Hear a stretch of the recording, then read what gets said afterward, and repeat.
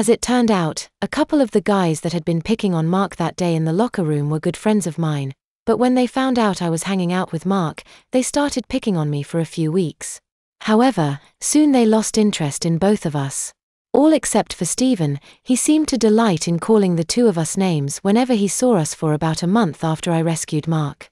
One day, I happened to come into the restroom in between classes and surprise, there was Stephen, all by himself, standing in front of a urinal.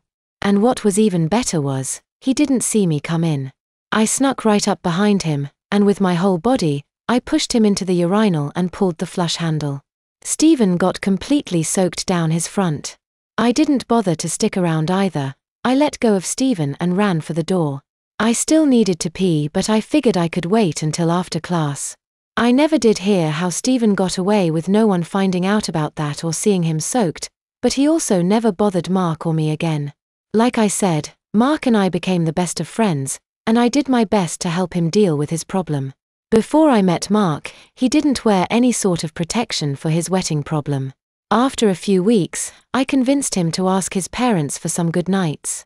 I had told him all about my best friend Buzz from camp the previous summer, and after he started using the good nights at night, he started wearing them to school, just in case, and they sure saved him on several occasions. Mark tried to talk me into wearing one of his good nights one night when we were camping out in his backyard, but I didn't do it. I did end up sleeping that night in just my yellow and red briefs while Mark slept only in his good nights. I often wondered what would have happened if his parents or big sister had stuck their heads in our tent that night. Mark and I still hang out all the time. Recently though, he has been sitting around and moping at home because he fell while skateboarding and broke his left elbow and sprained his right wrist. He can't even go to the bathroom by himself right now. He needs someone to pull his pants down and up for him, and he has to have someone wipe his butt too. I admit that I have helped him with his pants, but I told him there is no way I am wiping his dirty butt. His mom is the one that usually ends up doing that for him.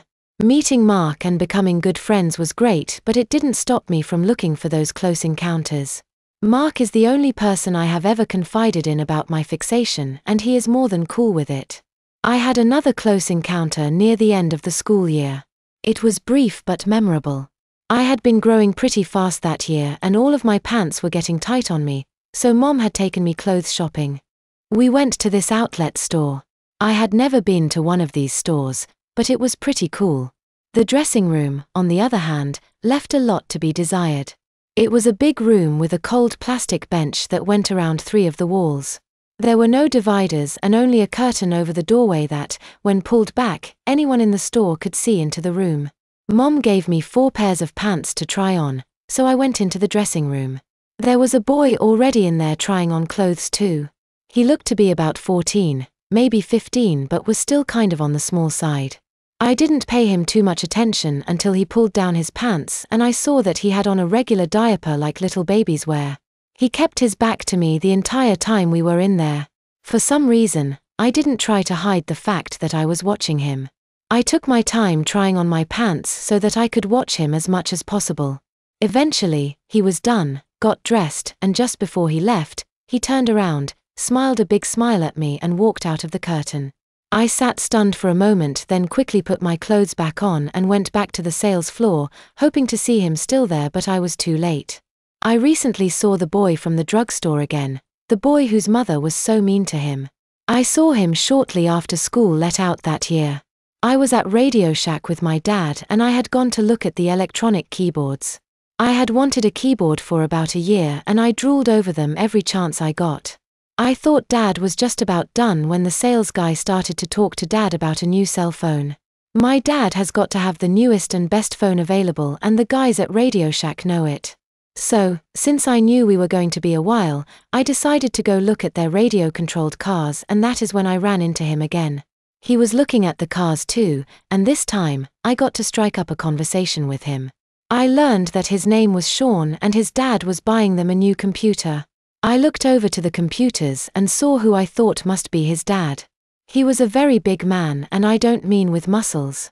Sean said he had a radio-controlled truck at home that he got for Christmas and that he wanted to get one that was really fast. I managed to work my way past him to the other side of the shelf and I just happened to bump him a bit, just enough to find that he was indeed wearing a diaper. He didn't seem to realize what I did because he just went on talking about the different cars and which ones did what tricks. There was a sweet car on the bottom shelf that came with 3 different body shells and interchangeable tires. I squatted down and was looking at it while also looking to see any of the telltale signs that he really was padded when I caught the smell of urine. Don't ask me why, because I still don't know, but that sort of excited me. I so badly wanted to reach out and touch him, but I was just too scared. Just about then, Dad called for me and we left. I had many a dream-filled night about Sean for a while after that encounter. As fate would have it, it still would not be the last time I would see him.